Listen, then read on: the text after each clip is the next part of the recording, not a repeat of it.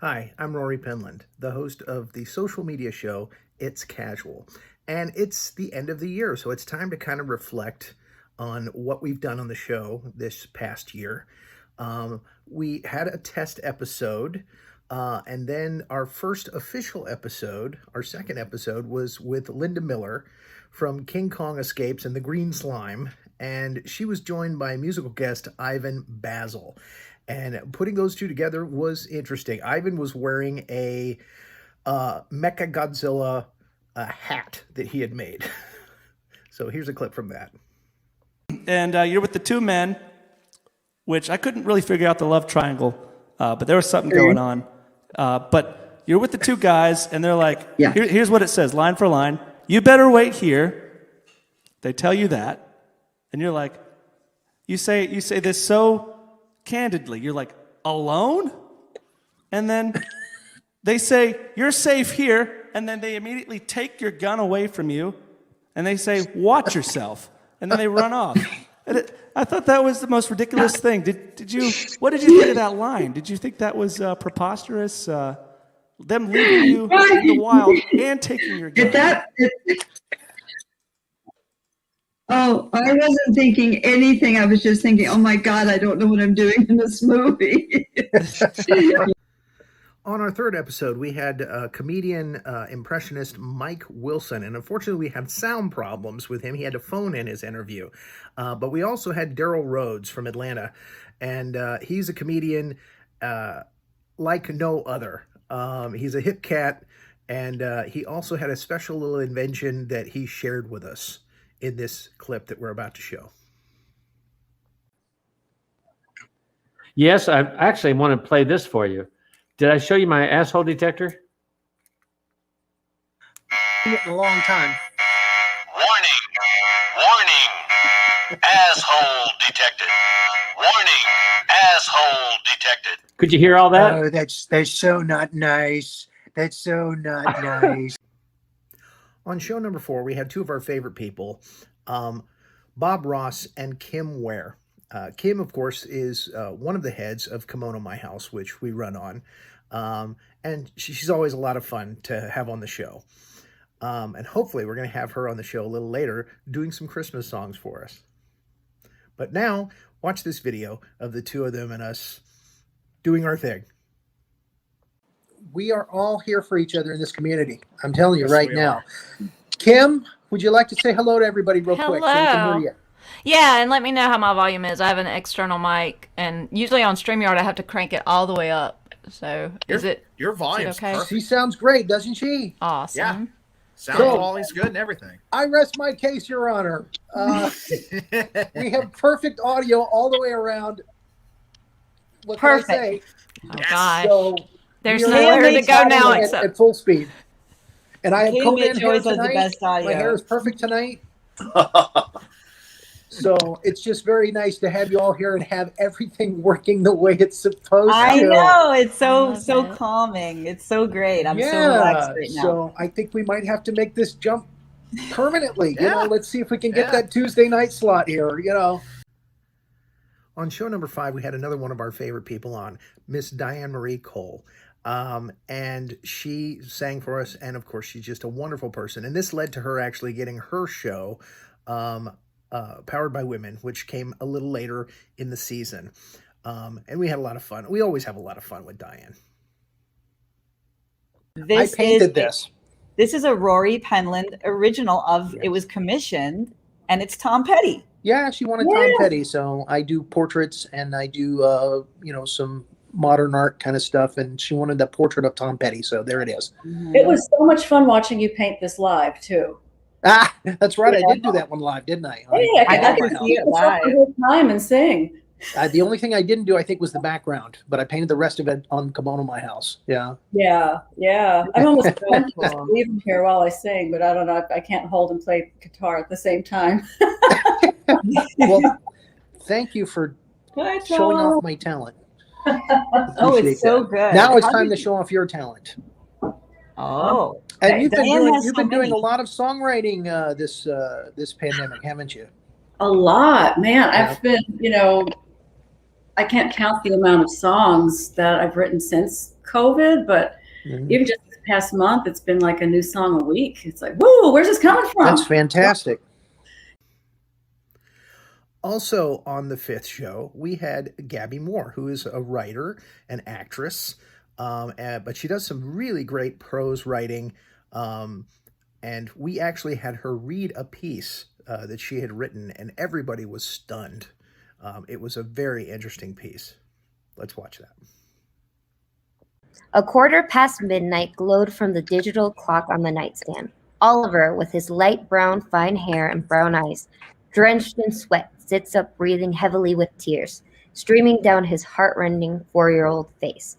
He tried to yell, "Mommy," but not a word comes out, and an ominous figure pops out of the shadows and moves closer to Oliver. He tries to move, and the figure grabs him by the shoulders and stares into his eyes and laughs maniacally, then takes a deep breath and sucks in Oliver's life force. He falls back on his bed and sees the figure leave his room. He tries to get up to chase it, but his body is immobilized.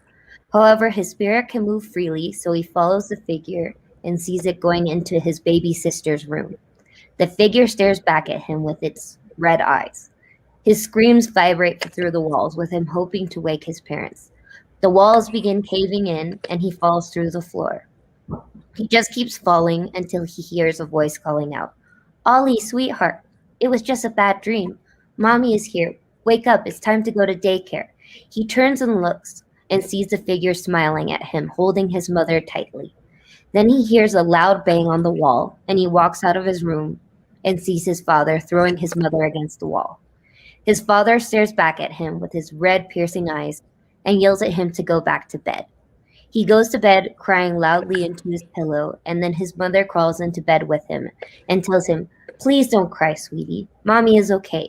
When Daddy leaves for work, you, Allie, and I are going to go on a trip. Try to rest." The police show up the next day to see Ollie Snow White and bereft of life in his mother's arms, with his mother's neck covered in finger marks and swollen, lying spiritless yet at peace, and Allie all black and blue, lifeless, lying in her crib. Oliver's mother's spirit talks to Oliver and Allie and says, "We are safe now, my darlings. Daddy can never hurt us again." On our 6th show, we had Lars Nagel on the show doing some of his music, and we had impressionist Philip Wilburn, who is best known for his impression of Donald Trump, which is what he did when he was showing how much he enjoyed Lars Nagel. Thank you so much. We need Trump some were humor here after watching my, that set, what would he say? bummer tunes. You know, if Donald Trump was here, he would watch it. He would say, "What a great talent that guy is. He's so tremendous. We like him a lot. We like him a lot. He's so great. He's so great." You know, a lot of people play guitar, but they can't sing. And this guy can play guitar and sing. What a great talent. What an unbelievable thing.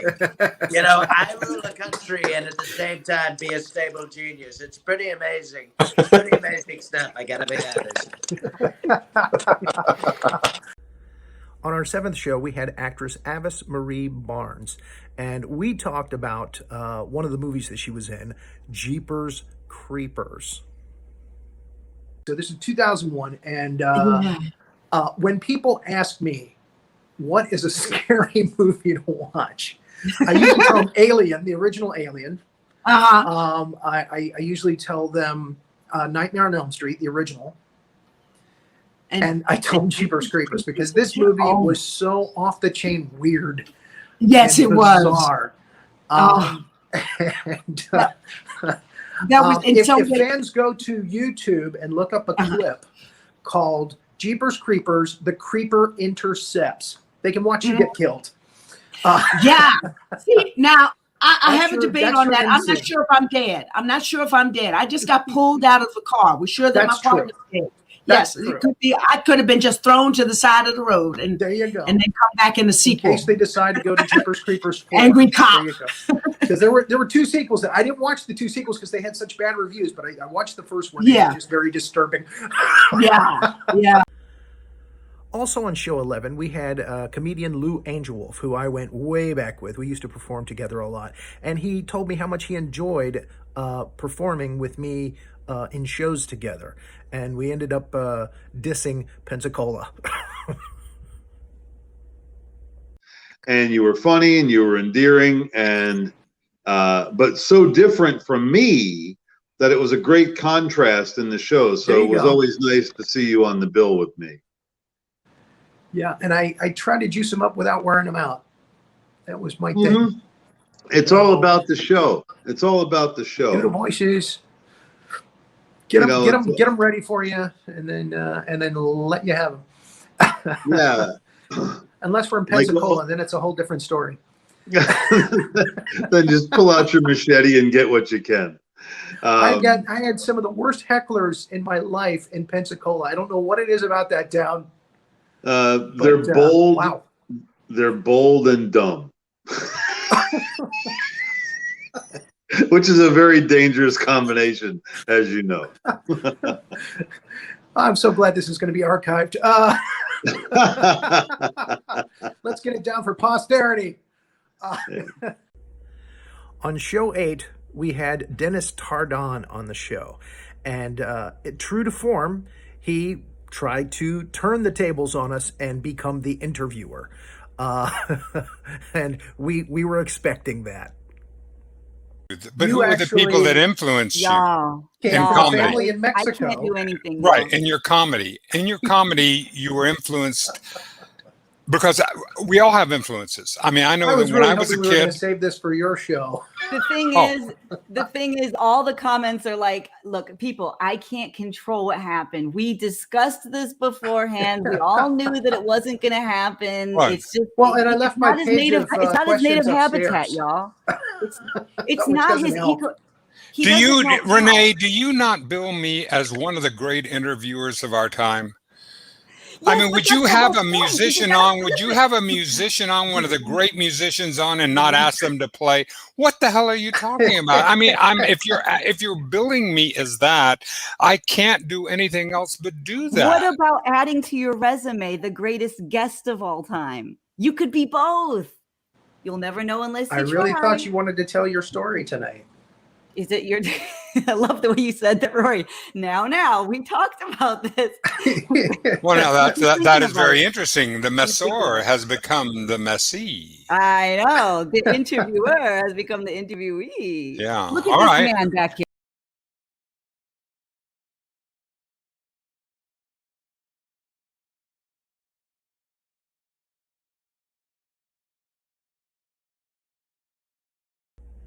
On show 9, we had Corrie Lynn and Smokestack Betty Dodson on the show.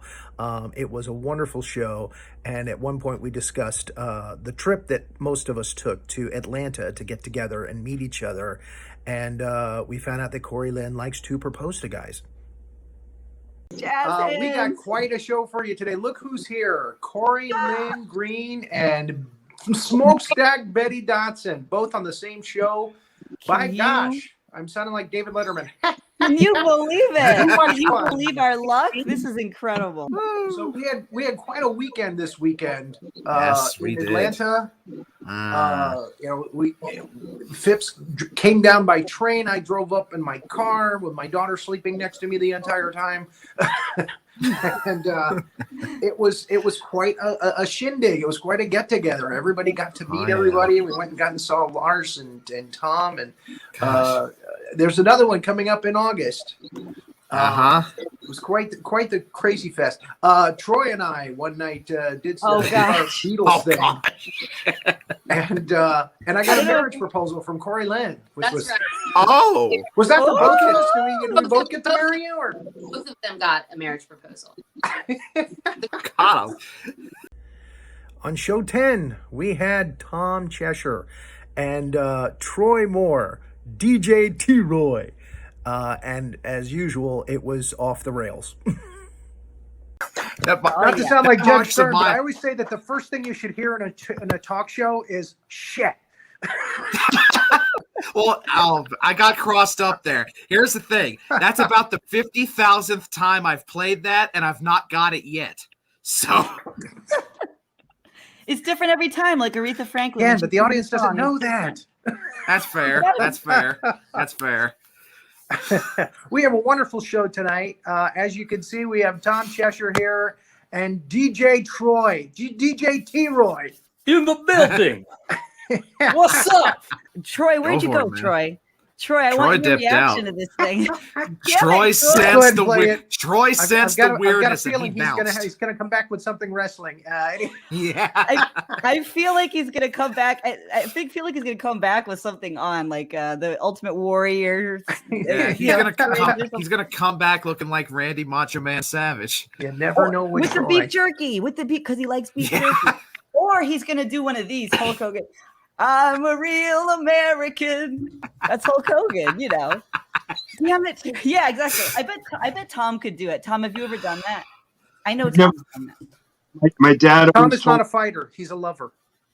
My dad always told me never make the same mistake more than 20 or 25 times. So I'm willing. All right. On show 11, we were lucky enough to get comedian Eddie Brill on the show, and we found out that there's a lot more to Eddie Brill than just comedy. Yeah. Right. How about Renee and Jonathan? Do you guys perform? Or I know Jonathan, you play music. Yeah, that's a giveaway. I play music, but I'm not really comedically inclined per se. I think Renee is more in line with that. Yeah, so I do, talk shows, hosting, and then music, and then some stand-up comedy, getting back into that, and then some modeling and acting too, stuff like that. Yeah, she actually writes music. She's a very good songwriter. Thank you. And a lot of people Very record nice. her songs, and she's a very talented musician as well. Yes. Thank you. That's very cool. Yeah, I'm really involved in so much. I also have been writing music for like 40 years. My best friend and I, who I met in college in the comedy group, and we've been writing music. And I like producing and creating and singing and performing everything. And started getting into photography last year. If there's arts to it, I just find myself drawn to that. On show 12, we had a reunion with Jim Moss, my original producer from the original It's Casual, and of course the lovely Our Girls, Rebecca and Ramona. And our girl, Renee, told those Our Girls she wanted to be an Our Girl. And Rebecca. And I want to bring them up right now because we got them back here right now in our studios. There they are. Oh, hey. And Rebecca, hey. Our Girls. So good to see you again. Well, it is so good to see you, Rory, your R guy, and Renee. We were the R gang. Jim. Yeah, and Jim and Jonathan. The J-Man. Jonathan, Jim he's and great. Jonathan, the J-Man. Yeah, he's great. But I'm not available. I'm not available because I have my new friend now, Snoop Dogg, who is. Oh, here we go. The alcohol has come out. He is my party has started. Oh, well, I just wanted you to know I'm in a relationship with him. But Oh boy. I am so glad to see all of you, especially Ramona. Ever since she left me, I've been looking for a new partner. Well, funny you should say that. Well, actually, I want you two girls to get back together and start doing your thing again. But Renee, when I booked this show, when I showed her the videotapes of you girls, she goes, "I want to be an art girl." I know. Oh, She is Who would want to be an R girl? Come on. Who would? Just by her name alone. I know. I'm an R girl, like literally. You are literally an R girl. On show 13, we had Rockin' Ro Evans, and she talked to me about the healing powers of music. And of course, I told her that I believed in the healing powers of laughter. You are all about the positive energy. The white light and the healing is something that you always say on your feed. Yes. What else like that do you believe in? Well, I'm not a trained healer or a licensed healer, Rory. I don't claim to be. I'm just a musician. I'm rock and roll. I stream music and I make people happy. I hope I make people happy. Mine is music is medicine, and everybody needs a dose a day. Everybody does need a dose a day because it's a motivation. And I try to be everyone's pill. A little dose here, a little dose there. Definitely believe in the power of music healing, as well as the power of laughter healing. Yes, and I did get permission to discuss one thing. There's a quadriplegic on our Java Jammin' show, and they discovered the show during the quarantine. And he has been moving. He has locked in syndrome, which does not allow the brain to move fingers, toes, facial. He has now been recognizing my voice, moving his fingers slightly, even his mouth quite a bit. I talk to this woman every day. We are like family. And she wanted to let everybody know that music is the healer. Also on show 13, we had comedian voice guy Mike Valdez, who told us about his podcast, Childlike at Best, where he takes his guests back to their childhood. The whole podcast, by the way, is called Childlike at Best with Mike Valdez. And it's a podcast about childhood and nostalgia. And sure, that's the gist of it. You know, there's a hook. You know, like the whole idea is like, oh, I bring somebody on, we talk about childhood, and we review a box of cereal or whatever. Like, that's the hook. But the reality of it is like, I believe that there is so much of your childhood that mirrors who you are now. And right. The things that you wanted as a child have so much to do with who you are and what you want to be now. And I think some of the most important things that as an actor that I've learned is to go back to that 10-year-old and ask him if I'm happy. Because, and like, if he thinks that what I'm doing is the right thing, because that's the person that's the person that believed in the magic in the first place. On show 14, we had annual animal rescuer, Chip Kopp. He's also a musician. And he showed us Randall. He showed Randall the raccoon to the world. And I also made a statement about Team Tardon. And Randall is loving the camera time. Okay, right and our host came back. There you go. Oh, Rory's here. Rory's back. Yeah, can you hear me? Rory? Yeah, we can hear you loud and clear. Yeah, the power box, the router box went out when the lightning hit. So that's okay. We're so lucky to have a storm. It reset. It finally reset. I was like, woo! Yeah, all right, you're back. Well, Rory was sweating bullets at the thought of, oh my God, Jonathan's going to have to host this. But you know he was sweating bullets. No. You know what? I've got great people with my show. I've got Renee. I've got you, Jonathan. I know that if my routing box had exploded, you guys would have done this show and you would have done a great job. Team Tardon is always ready. Here we go. I'm going to let Randall run around. She's ready to go play and stuff. So let's do one more shot with Randall. Here's the world, Randall. Say hi, Randall. Let's get you on the camera. Hi, Tree. Chip Kopp is holding my spirit animal. Oh, it's a But you know, Rory, people still use their headshots from 30 years ago. You know what? My headshot from 2000, I don't look that much different. I could probably get away with it. You don't look that much different, Rory. I could probably get away with it. I think you're actually Rory. It's You know, that is the funniest thing anybody's ever said about that. Thank you. Mike, I still photograph well. Mike, when did you first get into comedy? Oh my gosh, I was fortunate enough, and by the way, everything's coming a bit fuzzy, but I'll be answering that right now.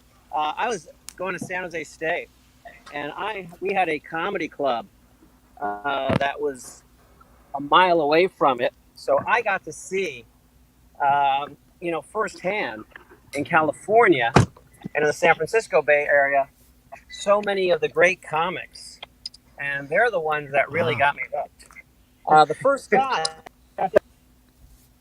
On show 15, we had comedian Brad Lee Tassel. And we also had Ewen Gotfryd, a producer and voice guy from out in California, who I met in Clubhouse. And a surprise visit from Mr. Dennis Tardon. And we're going to bring him up right now. Brad Lee Tassel. And you said you didn't have a performer, a singer on the show. That's not true. Holy cow. Oh boy. Here we go. Call Sylvia Madrano. I was about to say that same Okay, one more. All right. Thank you. Oh, wonderful. Wait, why is it all me? Why can I only see me? What's going on? She does that. Because you're so She does handsome. that. We wanted to highlight you. Just a heightened anxiety. We get My focused hair on this is show just- when it's beautiful. due. I don't know what happened to it. So what's going on, kids? Oh, this is It's Casual. We try to get fun people on the show and have a good time. Well, you made a And look mistake. who's here. Oh, and look at Okay. here. This is the man who Dennis. pays our bills. This is the CEO. This is the chief wizard of Tardon Media Network Dennis himself, Tardon. Mr. Boss Dennis man, Tardon. yes. Right. He's the I boss. am a poor man's Ted Turner. Dennis, it was lovely to meet you, and I enjoyed talking to you for a little bit there. That was very nice. Would you say that one more time? Would you say that, because I want to hear you say lovely. I just want to hear that. Just say it one more time for me. It was lovely to talk to you and have you on here. Oh my God. All right. Well, thank God I'm not gay, because that would have just absolutely knocked me over. All right. Have a good one. All right. And bails out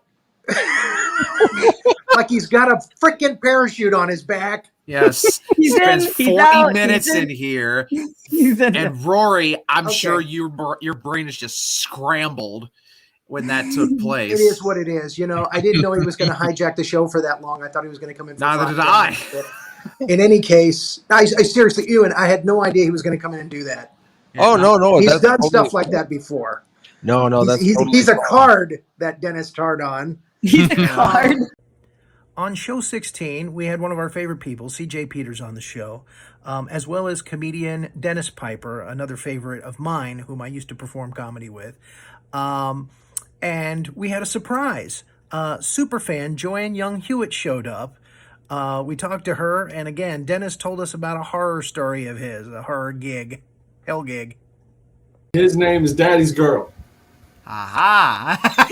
Daddy's Girl. Yes, sir. His name is Daddy's Girl. His name's Daddy's Girl. Yeah, watch this shit. You want to see something crazy? Watch. Go for it. Oh my God! Look, see what I'm saying?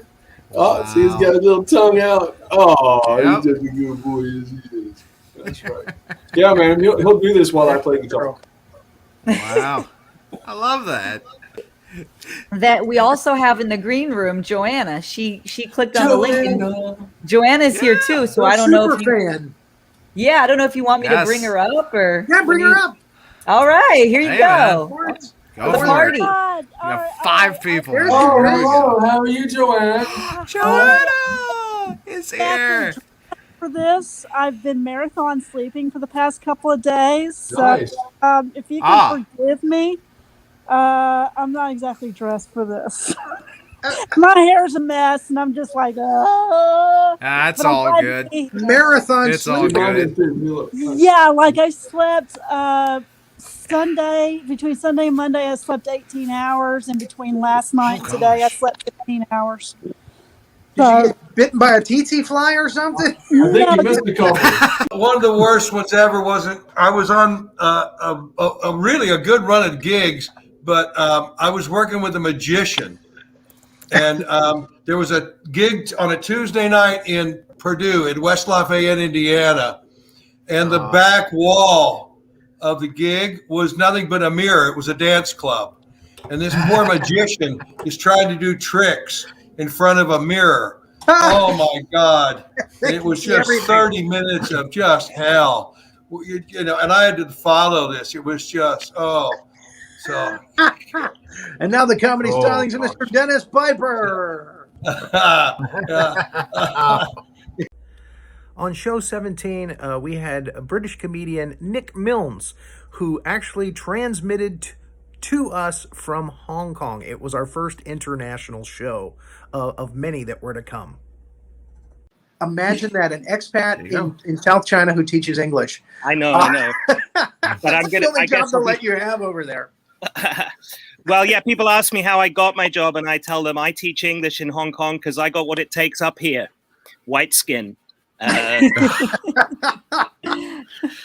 So true. Boy. Having lived there, I can attest to that.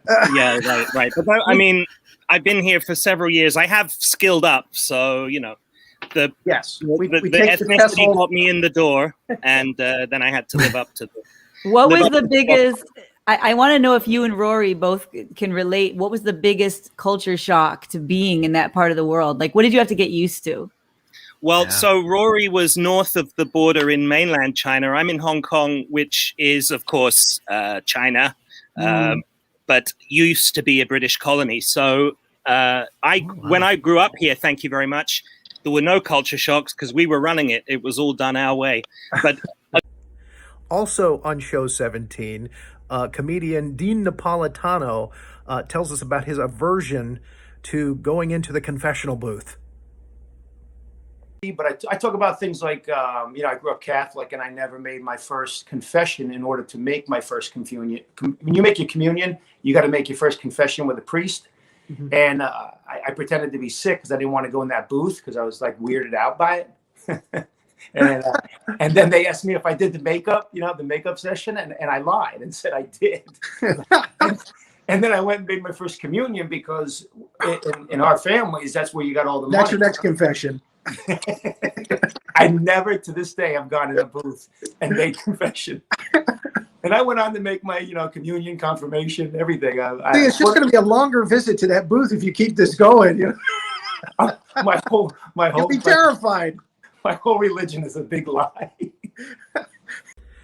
Show 18 was a turning point for us because we were lucky enough to book music legend Billy Vera. And he told us all about the beginning, where it all got started from. And we also had some fun talking about him being part of Buckaroo Banzai, the cult film from the early 80s. You had caught the bug before that, though, right? As far as you said you wanted to be like Chuck Berry. Mm-hmm. Yeah, I mean, Chuck Berry's many guys at the time wanted to be like Chuck Berry. Yeah, a million guys. Keith Richards, everybody wanted to be Chuck Berry. You'd learn his licks. That. Yep. You play those songs. That. But growing up in a household, you're the quintessential story of growing up in a entertainer household. Correct. So yeah, you probably were itching to get up there and get in front of people way before most people were. Well, yeah, my mother used to take me down sometimes to the Perry Como show, and I'd watch the dress rehearsals, and I'd see all these famous people. How old were you then? Oh, I was 10, 11, maybe, something like that. And I got to sit in the dressing room where all the beautiful singers and dancers were in their underwear. Wow. We have a clip, actually. This is probably your grandest moment in the movie. Can I help you? Hello, Buckaroo Banzai.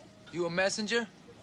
What you got here? No, wait a minute. I need to see Buckaroo Banzai in person. My name is John Parker. Identify yourself now. Blue Blazer regular, Pinky Carruthers. Sorry, John. Everybody needs to see Buckaroo. Later. How many people in that movie got to say their full name and call themselves part of Buckaroo's team in the same line? The same line. Now, what you don't see and got cut out of that scene was it's a high fence, as you can tell. Right. Why am I up that high? Because I am standing on the saddle of a horse. Oh boy. Yeah. And because when you're at Graceland, that's what happens. That's what happens, dude. Yeah. On show 19, we had my friends Carol Stein and her husband Lee Wolfson, and she gave us a wonderful, beautiful concert, and he actually joined in with his puppet Carl, and they sang a song together. And because the ultimate positive message for all of us and all over the world right now is believing in tomorrow, because it's been a rough couple of years for a lot of people. Yes. Really rough. It really has. And yeah, this song, composed by Richard and Robert Sherman, I got to meet Richard Sherman once. And I got to sit at a piano together with Richard Sherman. I was like a little girl going, oh. But this was not that long ago, but I just felt like a little girl. And this song is called There's a Great Big Beautiful Tomorrow. And he said that's what Walt was. Walt believed in tomorrow. He was a visionary. So here we go. I'm going to sing a bunch of songs, and we're going to bring Lee in to sing a little bit with me, and here we go. A Disney concert. Yay!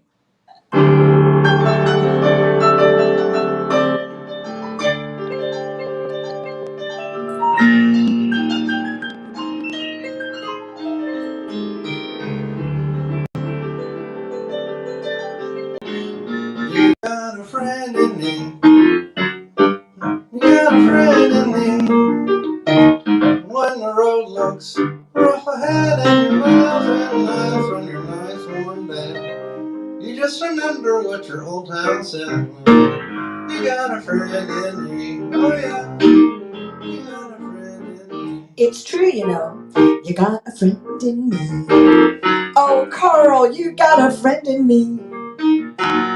Our troubles, I got them too. There isn't anything I wouldn't do for you. We stick together, we can sing it through. You got a friend in me. Oh yeah, you got a friend in me. On show 20, Mickey Sharp told us an amazing way that she got over stage fright. It all started with Socially Distant Fest. I had never performed in public, had never performed in public. My own mom had never heard me sing.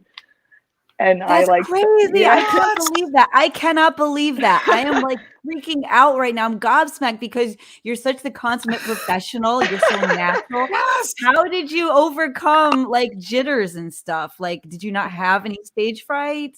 That's a great question. Thank you. It's baffling to me even because it was mortifying in my head. But I think I just I had done so many live streams that I was at least somewhat used to singing in front of people in my head anyway. So the first time I got on stage, it was like that. Like it was like I had been doing it forever. So wow, that's a yeah. first. That's the first time I've ever heard somebody say they got over stage fright by doing like social media. Yeah, I did that. That's crazy. Also on show 20 was musician Daniel Gay. And at one point, I was looking for a question to ask him, and one popped into my head, and I just had to ask him. I was going to talk to you about that. I noticed on your webpage that basically you are the world's greatest dad, one of the world's greatest dads. Facebook is great at illusions. You know, Facebook is the ultimate lie machine. You are so humble. I mean, I am the world's greatest dad, obviously, but you know what I mean. Yeah, no, you are so humble. I'm proud of my kids. I try. We have a good time. Well, did everything change for you when you had kids? You know, I don't remember life before I had kids. Really, I don't remember it clearly, or I remember it through a totally different lens. I think the day that I had kids, it stopped being about me. And, you know, as much as I like to be narcissistic and, you know, selfish, and I want those things, it's just, you're not anymore, you know, and it's exact same situation for me. On show 21, Jay Thompson finally made it onto our show without technical difficulties. We had been trying to get him on the show for quite a while, and we introduced him to young Jess Cantley, who is quite a performer himself. What's up? Hey. Hello, Jess. Good to be here, y'all. What's going on? The two J's. Jay and Jess. The Flying Jays. Show with another long way ago. Jay, you sound awesome, dude. Thanks, man. Jess, Yeah. I know you're saying, how the hell am I going to follow that? But I know you can do it. Oh, yeah. I've seen you perform. Play a little something for us if you could. All right. You got it. I got to check my own tuning here. You'll You'll This get is a brownie song. points from Bob Ross for doing that, a fellow West Virginian. He's in his casual clothes right now, playing along. He told me this afternoon he was going to be here in his casual clothes, playing along. Good. On show 22, all the way from Australia, we had musician Steve Walker, an old friend of mine from China. And we also had Gretchen Suarez Pina, who talked a little bit about how male dominance is still a problem in modern theater. It was amazing. So you like, what does that song mean to you now? It's you wrote it a while ago. What does it mean now? Like songs take on a different meaning over time. So what do you take out of it now that you didn't take out of it when you wrote it? Probably it's manifold. It's just increased because I've always lost something or someone ever since before and after. You know, people enter your life, things happen, you walk away, times change. So it's all about something letting go, but it's supposed to be for the better, not for the bad. Right. Yeah. So I still feel a bit sentimental. Not meant for anyone in particular. I think just I wrote it for mainstream, for everybody. You know, can do it.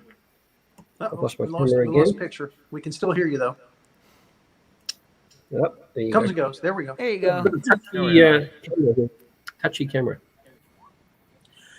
You're very passionate about the fact that the theater world is still very one-sided, very male controlled. It is.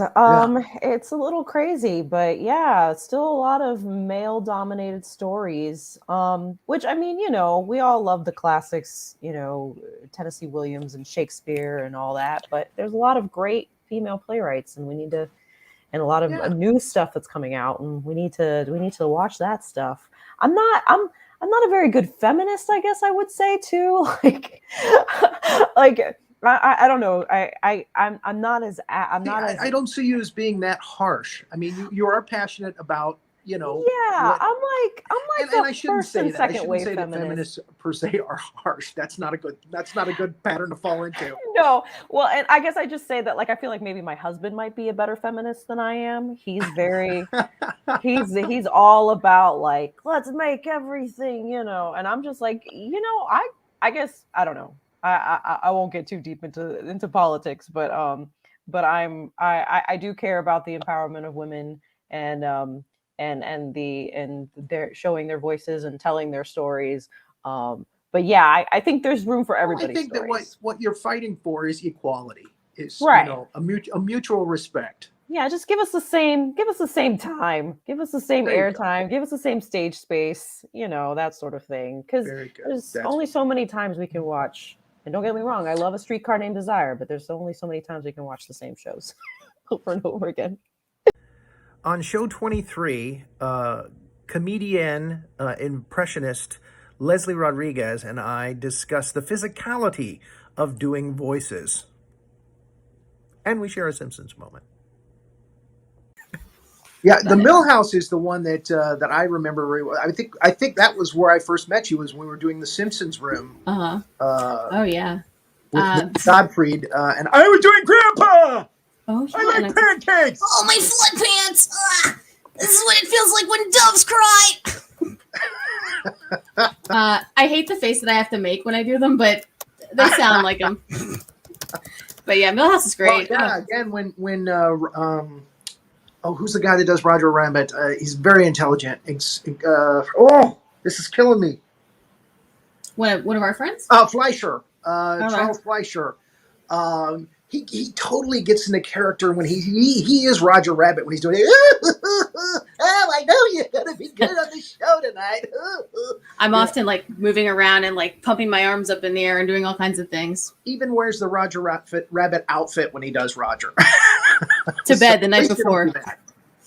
You don't dress up like Millhouse when you do Millhouse, so. I dress up like Millhouse every day, Rory. Oh, okay. It's just my look. I stand corrected.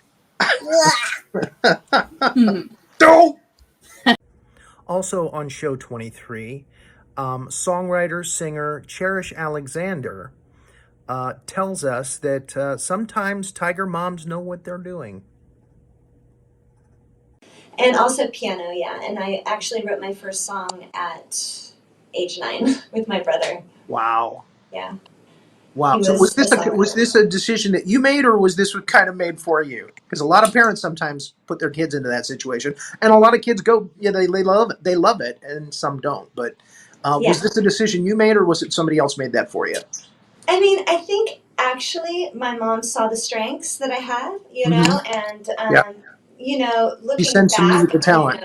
you know, as a 10-year-old, you don't want to practice every day, you know. I was doing vocal lessons and piano lessons and this lesson and that lesson. But looking back, I'm just so grateful that she did that, you know, because now I have the tools to express myself through songwriting and stuff like that. So awesome. In show 24, I invited several of my friends who did stand-up comedy with me in China to be on the show. One of them had moved to America. One of them had gone back to England. One of them was in Japan. This was a truly international show. And of course, they busted my gonads. You know, Dwight used to always bust my balls for doing comedy that only your grandpas would understand. You're guys great impressions. It's a shame that only our grandfathers would understand them.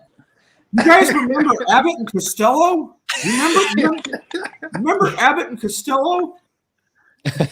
Hey, wait! Before I get off stage, you guys want to hear my Snagglepuss impression? I mean,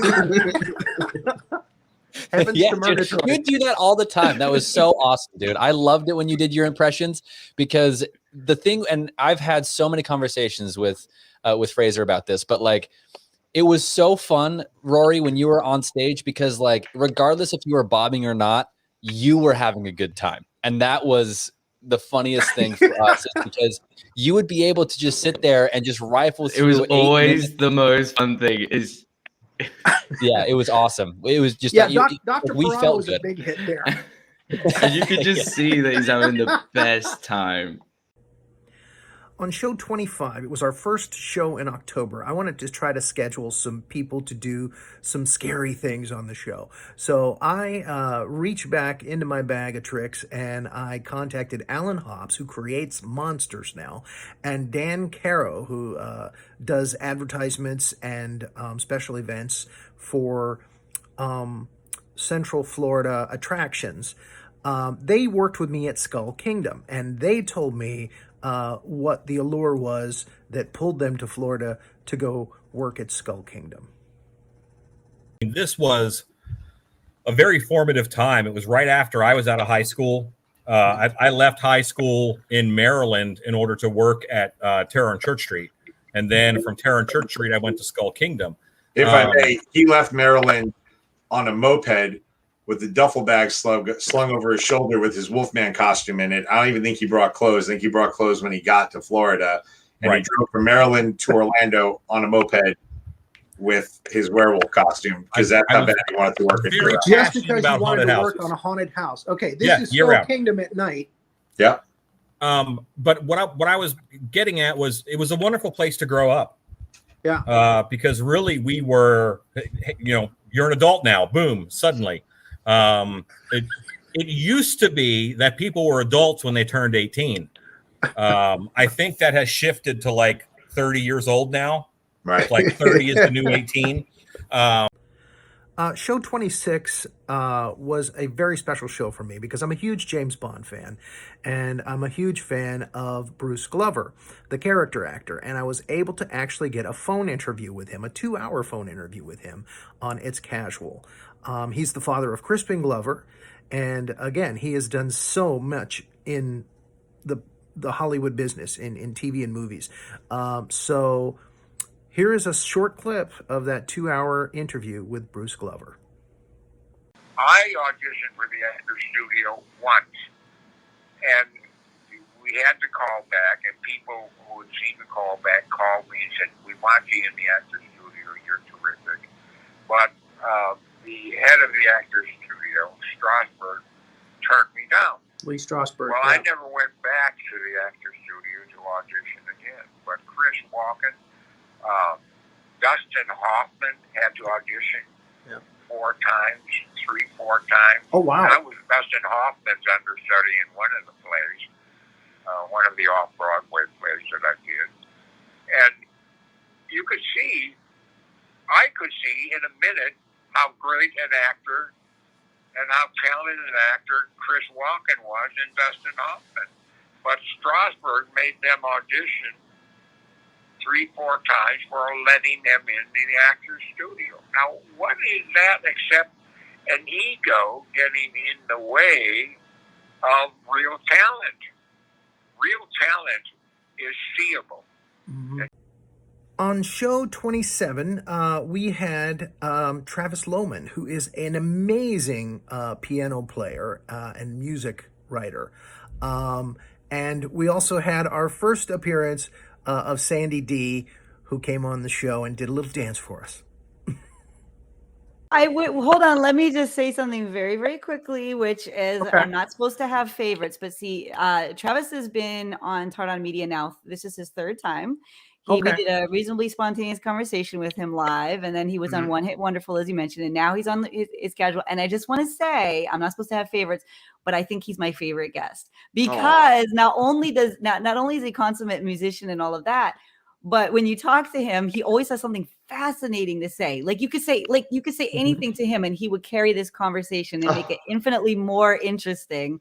Like Travis, tell me about your favorite dessert. I think we talked about this one. Just what is your favorite dessert? Yeah. So, I mean, like if we're going like favorite dessert or favorite candy, for me would be black licorice, which is like definitely not anyone. Nobody else likes nobody, licorice. as far as I know, I haven't really met too many people that do. So I just tell them, you can send it all to me and it's fine.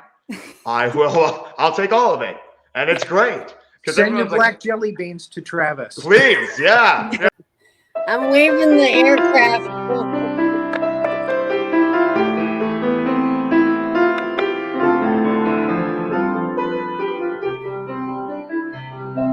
Rory, come on. Let's go. Rory. Come on. Rory.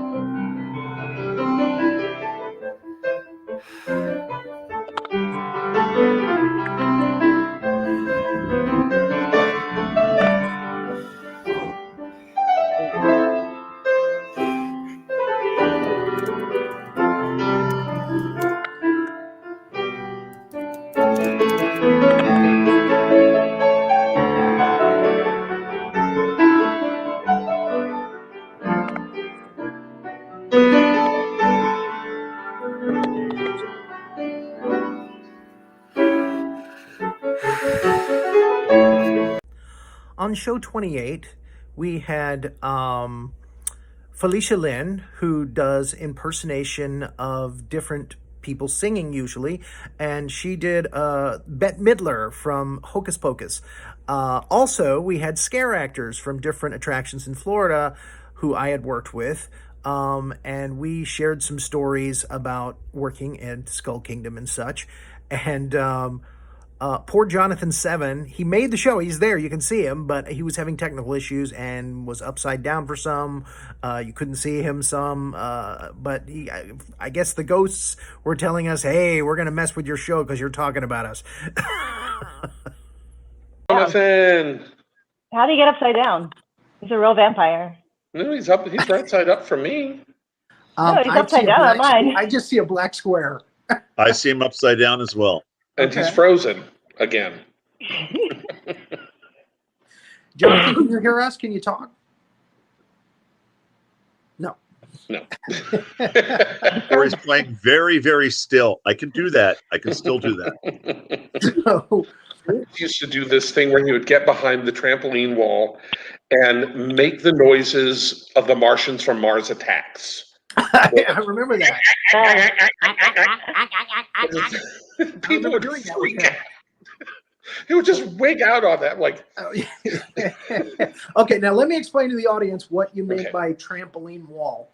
What they did was they folded a trampoline up, and people had to walk through that as a walkway. And we were on the other side of the bottom side of the trampoline on both sides, beating it with our hands and making noise to disorient them, to scare them. And the funniest story I think I ever heard about that was Dupa said Brian Pastor. that when people were walking through there, someone said, "Oh my God, the floor is spongy." It's so spongy. Spongy.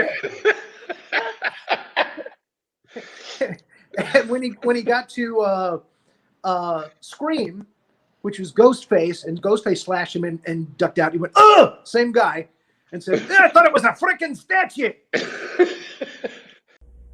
Show 29 was devoted to Renee Yaworsky, who I am so grateful. She is the producer and the showrunner for It's Casual. And Dennis Tardon popped in to give me a few tips about how to handle and interview Miss Renee Yaworsky. Rory, may I interrupt a second? Sure. Good. You have this as the show about Renee, so kick it off and direct the attention, because you know what a deflector she is. The minute that you try to, the minute that you try to pay attention, fake news, or to bring her under the spotlight, she runs. So I'm going to turn this over to you to be. I'm going to turn this over to you to be able to begin the deep dive into the world of Renee Yaworsky. Wait. And But this first, afternoon, no, we're not going to wait. We're going to. I have something to say. I have to respond. Because this afternoon, she even said, "Are you sure we're going to have enough time? You know, is my story going to take up an hour? I don't think it's going to." And I'm like, "Renee, come on, you can do an hour on your head, really, seriously." So no. Oh, and Rory, that's not directed at you. It's directed at me, because I have muted Renee so that we can talk about her without her having to interrupt all the time. So please continue. On show 30, musician, singer Lucas Warford discusses the influences on his style of music. And actor Damion Poitier, the original Thanos, has a car alarm moment. What would you actually classify your music that you're doing now as? Anyone ask me that question, I usually slowly back away. Sorry. But no, Renee and I we're talking about it's rhythm and blues, but your spin on it is very unique. So yeah, I mean, I think, people, if you're watching who haven't seen me before, I don't often perform by myself. I'm part of a band called 3 for Silver that has a lot of different people who come and go in it. And it is certainly inspired by a lot of different types of roots music. I grew up in a family that played American folk music, blues, bluegrass was around me growing up. That swing, these were the things that I was hearing growing up. Certainly the band is informed by these, but we just try to do our own thing with it, and not play it like it's museum music, but it is a tradition that is still alive and evolving today. My car? Oh, hey. My car? Nope. Nope, it's not my car. Okay. That's another first. That's another first. Somebody's car alarm going off on my show. It's pretty crazy. So, obviously, you were crushed when you found out that James Brolin was going to play it when Thanos did show up in the universe. Yeah. I mean, did you really hope that it was going to come back for you? I was hoping I'd at least get a read at it, Yeah. I was, what? Let me see if I can do something about that. Let me make sure that's not one of my vehicles. Okay. One sec. Hold on one sec, folks. Hilarious. Show 31, I had an ambitious idea. Put Troy Moore, DJ T-Roy, and Ivan Basil together in the same broadcast. And as expected, wow, it just went right off the rails. Yo, what's up? Oh, here he is. Dude, Ivan, I really dig your tunes. Oh, thanks, man. Especially that second one that you played. The shit was thanks. straight fire. Oh, man, thanks. I like your Ian Curtis Cobain shirt. That's nice. Well, thanks, man. Yeah, it's one of my absolute favorite shirts. I wear it all the time. I only got about 6 or 7 shirts And this is definitely one that I would say a substantial majority of the time. Hey, I love it. You'll have to excuse me this evening. I lost my nose earlier. While Ivan was playing? No, while I was shopping, and I was trying to smell a little too intensely at the lacadillas, the flowers. That's why you wear a mask. Yeah, On It's Casual 32, Barbara Heller was nice enough to come in and fill in for a guest who dropped out, and she had a Sandra Bullock moment with us. She was followed by Richard Gillowitz, who is an impresario of the guitar, and he has a lot of wonderful stories, one of which he tells us about the air guitar star.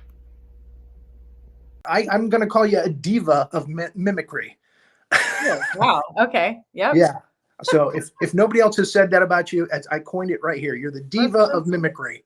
Okay. I've noticed that you also play a great straight woman to the impersonations that you do, the ladies that you do when you're on these shows.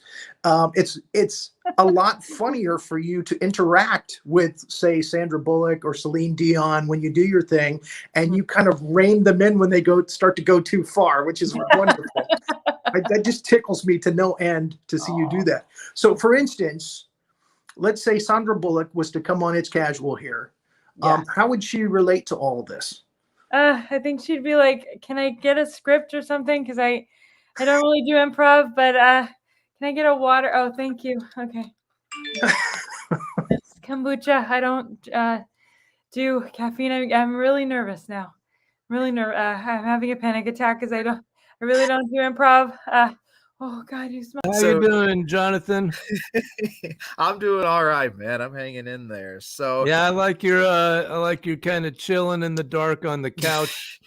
It's not kind of makes me feel like I'm looking in a mirror. Oh boy. So yeah, I didn't think I'd be thrust into the spotlight like so, but yet here we are. So tell us a little bit about that particular tune. That was a tune I wrote called I Think I Mind, and the way it started is I just had this little lick. There's my dog. That's Jackson.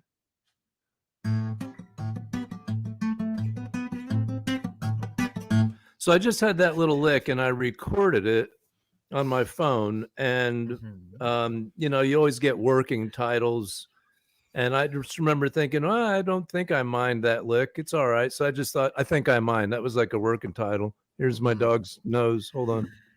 I met up with this guy who was the 16-year-old heavy metal air guitar champion of South Florida.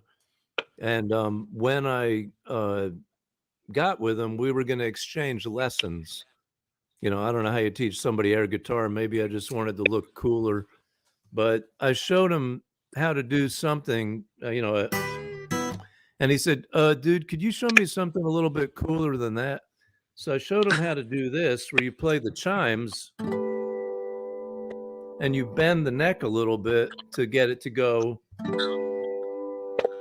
just a little subtle woo. Showed him how to do that, and he came back a week later, and I found out he had snapped the neck off his guitar practicing. And I thought, well, that makes sense. A little too much. Yeah, a week later, I found out he did it a second time to a second guitar.